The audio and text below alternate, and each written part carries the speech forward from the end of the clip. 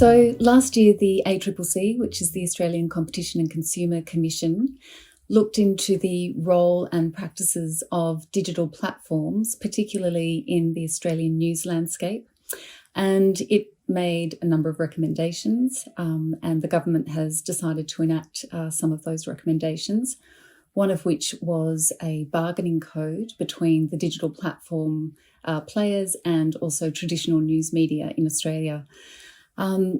Initially, a voluntary bargaining code was put on the table. That didn't happen, and so a mandatory bargaining code is the basis of the new law. That really requires putting in a process where Facebook and Google will be required to negotiate with traditional news media for a price in relation to news content used on their services. And if the parties don't agree, it will then be escalated to an arbitral panel, which will decide between the last best offer of both parties. The code also introduces some other minimum standards. For example, it will require the digital platforms to share data insights from user interactions with news. And it will also require the digital platforms to provide advance notice in relation to algorithm changes that may impact search results.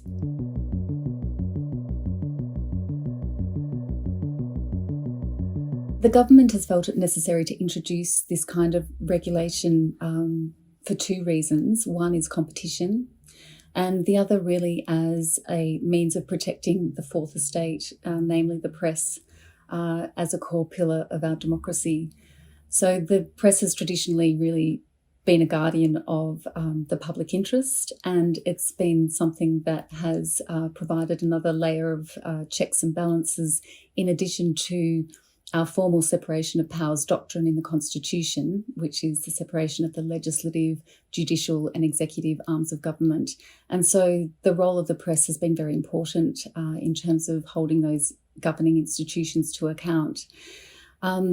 I guess there's no question that the intent behind the regulatory reform is a positive one to protect that voice. And it's a voice that has, struggled really since the dawn of the digital platforms, which has seen a shift of their principal source of funding, which is advertising revenues, from an offline environment to the online environment. And that's an environment that is controlled by and that now really benefits Google and Facebook. So Google has written an open letter to Australians about the potential impact of the code on their free services and in relation to users' data as well. Facebook has been less vocal, but they've nonetheless said that they may stop people from sharing news on their platform. So I think that's concerning for a number of reasons, particularly today when so many people get their source of news from Facebook and from their social media accounts.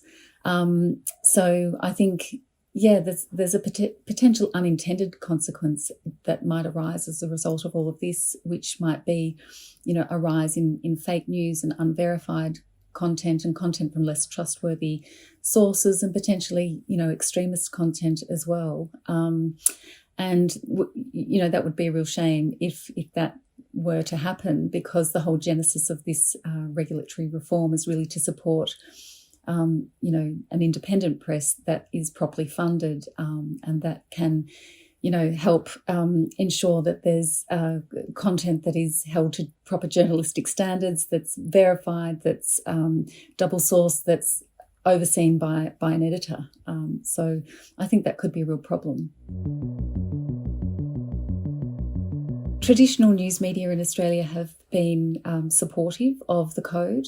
I think smaller players less so, and I think that's probably because this regime really guarantees a certain level of payment to traditional news media, but it doesn't necessarily guarantee that for the smaller players, unfortunately. And I think in terms of those organisations, they will really want to, continue to be able to reach an audience and monetise in their usual ways, which might potentially be skewed by this bargaining code.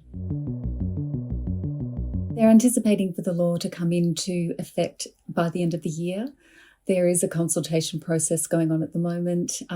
It will be really interesting to see if that results in any changes.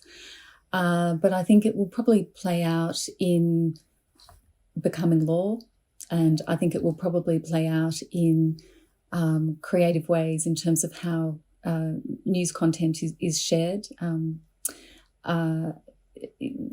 in the sense of potentially avoiding participating in the process to the extent that you can, and potentially the rise of new platforms for sharing news content.